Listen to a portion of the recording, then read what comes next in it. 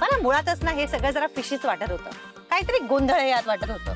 कारण त्या समर राजवाडेने एका मुलाला सांगितलं जा तुम्ही ह्यांच्याशी लग्न करा, असं म्हणल्यावर तो माणूस तयार झाला लग्नाला. कशासाठी? ह्याच्या मागे एकच कारण असू शकतं ना, तो माणूस या राजवाडेंच्या दबावाखाली आहे. आणि ह्यांना काय काय घेणं देणं आहे?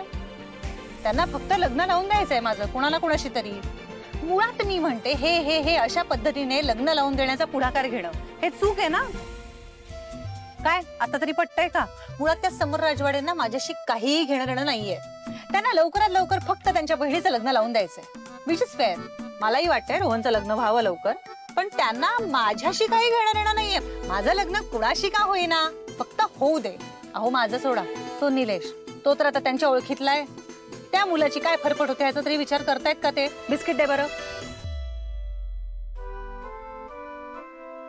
एक मिनिट नंदू, हे बघ, त्या निलेशनी कदाचित समर राजवाड्याने हे सगळं सांगितलं नसेल. केवळ त्यांना खुश करायचं म्हणून हो म्हणाला असेल. काही असेल, पण मुळात ही फसवणूकच आहे ना बाबा. फुकटचं रामराम. त्या मुलाचं एका दुसऱ्या मुलीवर प्रेम आहे. आता ह्यांच्या दबावाखाली येऊन हा मुलगा मला हो बोलतोय. मला एक सांगा, अशा याच्यात या परिस्थितीत आमच्या दोघांचं लग्न झालं तरी पण ते लग्न टिकणार आहे का? कारण त्याच्या मनात नाहीच आहे ना. मग बघा, आता हे सगळं माझ्या मनात आहे, ते समर राजवाडेंच्या मनात आहे, म्हणून आमचं लग्न झालंही असतं बाबा. बट जस्ट थिंक, ही गोष्ट जर वर्कआउट झाली असती तर किती मोठा प्रॉब्लेम झाला असता. अरे ती बिचारी वैशाली, ती आयुष्यभर मला शिव्याशाप देत राहिली असती ना. आणि मी तर अशा एका मुलाशी लग्न केलं असतं ज्याचं माझ्यावर प्रेमच नाहीये. त्याचं तर एका दुसऱ्याच मुलीवर प्रेम आहे आणि फक्त मारून मुटकून कुठल्या तरी वेगळ्या कारणासाठी तो माझ्याशी लग्न करतोय, असं झालं नसतं का? मी परत सांगते, माझं ऐका. आपण हा विषय सध्या बाजूला ठेवूया. मुळात लग्न रोहनचं ठरलंय ना, मग आपण हे असं माझं लग्न मध्ये मध्ये नको घुसवायला. बाबा, आता ज्याच्याशी मला लग्न करायचंय त्याला मी भेटायला तर हवं ना. त्याच्याशी थोडंफार बोलायला हवं, समजून घ्यायला हवं, काहीतरी तर विचार करायला हवा ना. मी रेस आहे का लग्न लावून देण्याची? लवकरात लवकर कोण लग्न लावून देते बघूया म्हणून.